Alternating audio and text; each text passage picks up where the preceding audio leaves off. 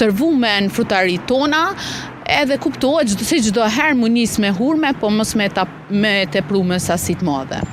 Krejt për fund, deshta me të pyet, e përmendëm edhe ushqimet cilat na ndihmojnë edhe sjellin benefite në trupin ton. Agjerimi, çfarë benefite sjell?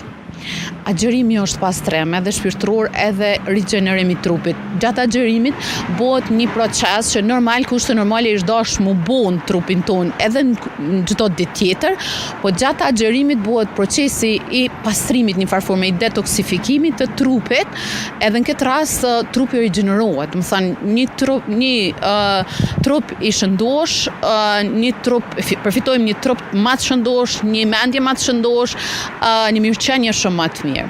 Faleminderit shumë, edhe me shpresë që qytetarët i kanë marrë këto këshilla edhe një agjerim sa më të lehtë. Unë e krejt thirrjen e kam veç me bo shprehi të mira, me marrë shembull agjerimin edhe muajin e Ramazanit që na mujmë me bo shprehi të mira. Përdesë këtu bëjmë shprehi hajmë vetëm 2 herë, edhe